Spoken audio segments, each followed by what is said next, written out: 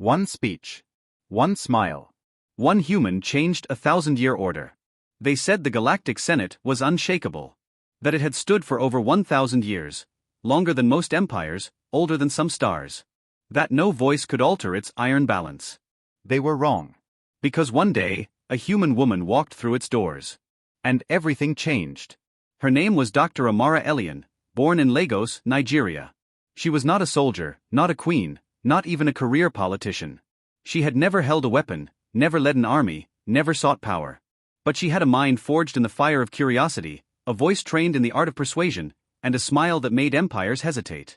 And when Earth was invited, reluctantly, to the great Galactic Senate as an observer species, Amara was chosen to speak. Not because she was the loudest. Not because she was the most qualified. But because she was the most human. The Senate itself was a miracle of civilization. A colossal structure orbiting the blue-white star of Varenthus, shaped like a blooming lotus, petals of crystal housing thousands of species in floating platforms of atmosphere.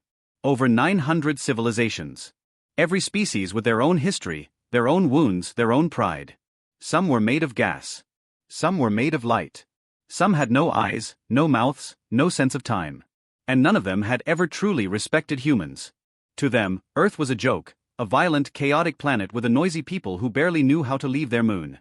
Their invitation to observe the Senate was a courtesy, not a welcome. But Amara didn't arrive to impress. She arrived to be. When she entered the chamber, the room paused. Not because she was stunning, though she was. Her skin glowed like sun-warmed bronze, and her presence had that rare kind of magnetism that didn't demand attention, it invited it. Like gravity wrapped in grace. But more than her looks, it was her calm that made beings who had lived for millennia stop and take notice. She walked with her hands at her side, her eyes unflinching. Where others had come with robotic aids and layers of translation drones, she came with nothing but an ancient silver pendant her grandmother gave her. She was alone. And yet, she filled the Senate like a storm waiting to speak. A chime rang. The moment was hers. No applause. No welcome. Just expectation, and many, many eyes watching to see how this little creature from an irrelevant blue planet would embarrass herself. She stood at the central podium, looked up at the chamber of thousands, and smiled. Not a smug smile. Not one born of arrogance or fear. It was the kind of smile you give to a room full of strangers when you know something they don't. Something beautiful. Then, she began.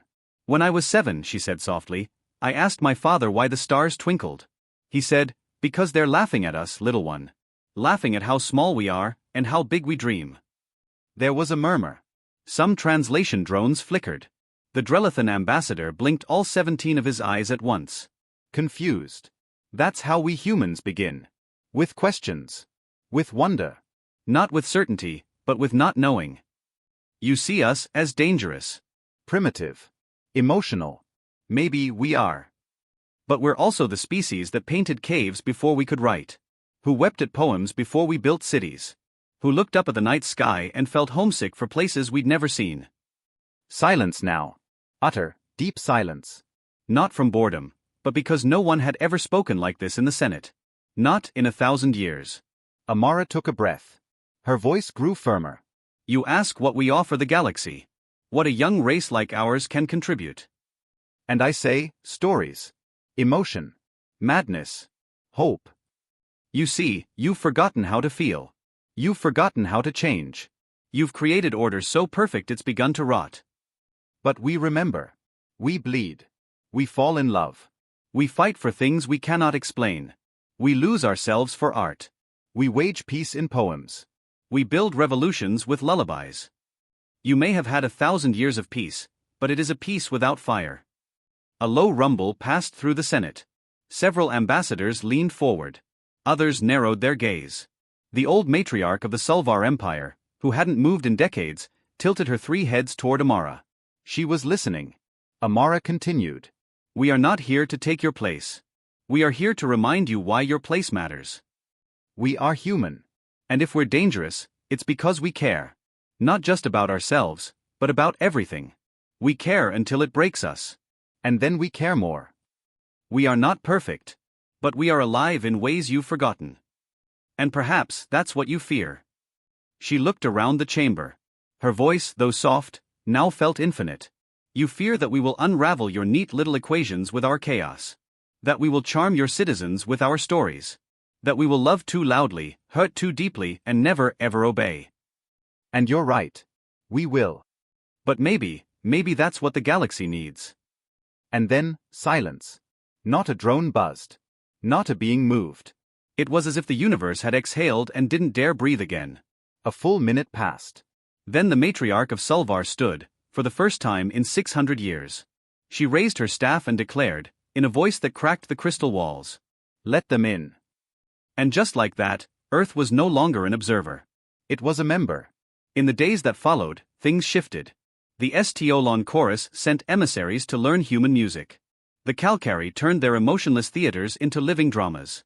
Young Drexery scholars, descendants of a once cold empire, began writing love poems inspired by Earth literature. Something had changed. Not just in law, but in spirit. Because one woman had walked into the Senate with no army. Just a story, a smile, and the strength to speak her truth. Galactic scholars would later call it the Amara pivot. Historians would mark it as the turning point of a civilization. Poets would write of how the stars twinkled differently that night. But back on Earth, when asked how she did it, Amara only shrugged and said, "I told them the truth." And sometimes, the truth is beautiful enough to make the universe listen.